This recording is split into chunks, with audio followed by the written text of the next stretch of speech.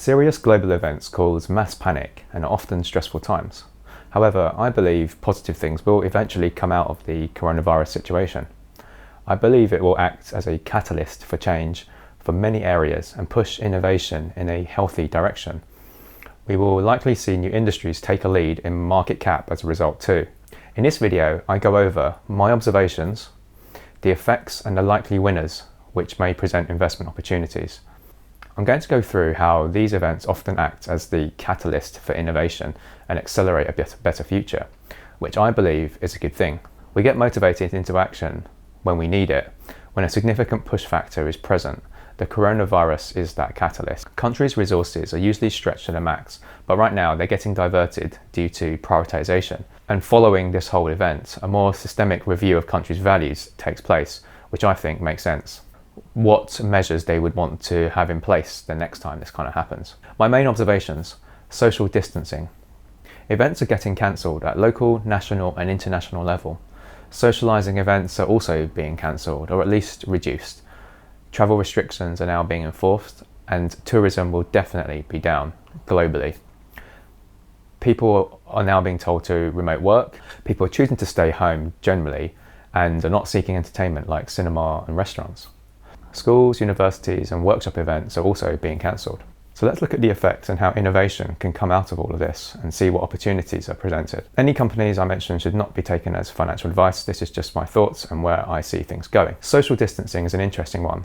Events are being cancelled everywhere, local and international level, which will negatively impact the events business sector, as people and businesses are being forced to take massive precaution. I've already heard of friends already losing contracts with companies due to downsizing. Some events companies are now trying to innovate by launching events online using virtual hosting platforms, which I think is great and better for reducing the carbon impact of events-related travel, which people in office-based jobs are now being forced to use remote working options and forced to communicate via platforms like Skype, Zoom and Slack. People who were previously uncomfortable are now trying it simply out of necessity. And I think companies will now see how the remote working setup can still yield just as good or even better results while making employees happier. This is something to be proven, but we'll wait and see.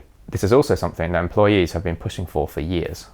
One of the barriers is changing the company's guidelines and their general procedures, but they are now being pressured by the government to lay more flexible options, and this is good news. In production, manufacturing and services jobs, the human closeness and proximity is causing problems, and a lot of resource is being put aside for sick pay and keeping people isolated. That's going to cost a lot of money. This will likely make the demand for automation through industrial robots, vehicles and drones far more compelling at the smaller company size as well as the larger ones.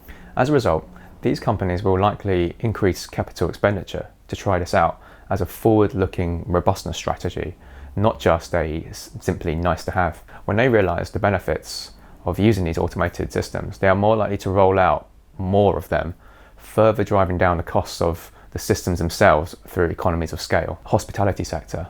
Hotels, bars, restaurants, coffee shops.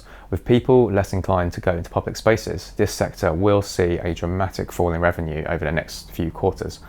I myself run groups at venues and have cancelled them as many of my peers have. I can clearly see the impact to these venues' bottom lines, and it feels pretty bad. With wage costs remaining constant, if they don't take action, they may not exist going forward at all. To assume a defensive position, they will have to make job cuts amongst other actions. And really, those who act soonest are likely to weather the storm the best.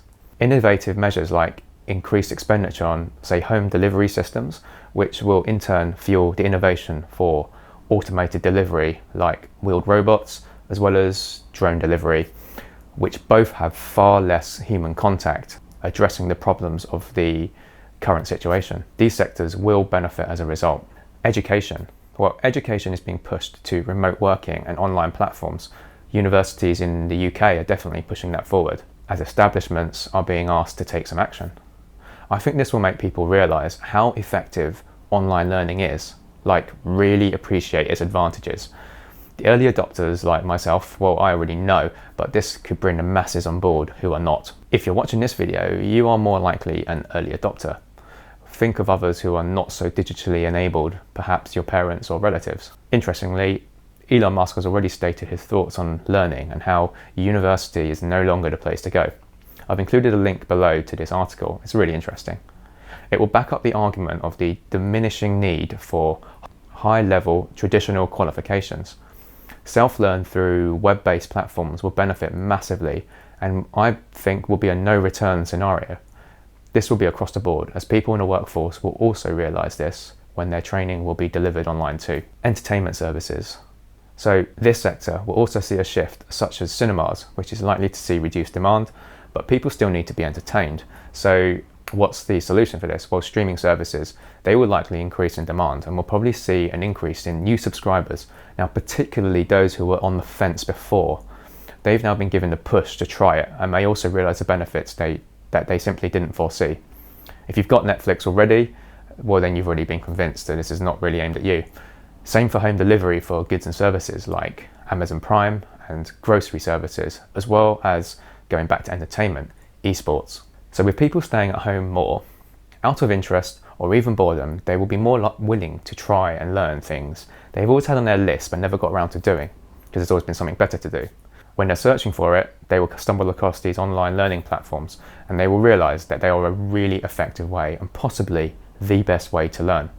So expect to see more targeted advertising from these platforms too, such as Skillshare, Udemy and Masterclass. They all have an incredibly good value subscription service, and it can be quite addictive learning such fun new skills taught by incredible teachers and experts. More on this in a later video.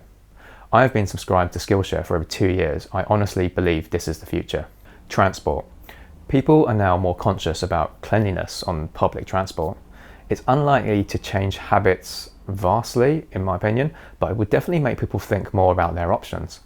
So, for example, with combustion cars being labelled as the villain, this makes for a more compelling case for electric vehicles, Tesla, and private hire taxis, Uber, and further, self-driving cars, both of whom have this as an endgame. A second-order consequence is the need for AI to run the software, as well as all the processing hardware needed to run all this software, NVIDIA. With the need to get reporting done fast for the virus, we've seen a sizable shift in the deployment of technology and knowledge. Interestingly, science papers and virus-related research is being shared live across the world about the virus to allow other countries to learn and continue developing research. We are now seeing governments authorising new beta technologies like Google's new triage software. Whether it goes through is nearly irrelevant for this point. I'm simply demonstrating the understanding that technology is needed and the establishments are coming round. Finally, cash. Cash is known to be dirty, and the physical handling of it pretty much goes against all current guidance to prevent viral spread. And with the virus reportedly able to live for 3 days on objects, the use of cash will likely diminish further. This is a good thing for digital cash services like Square's Cash app, Square, all cashless payment systems, and other forms of digital currency exchange.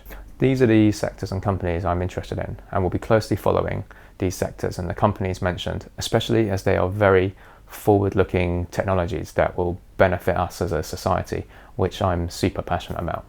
That's it for this video. Drop a comment below, click on the subscribe button and hit the notification bell if you'd like to keep up to date with my views, loads more videos in the pipeline.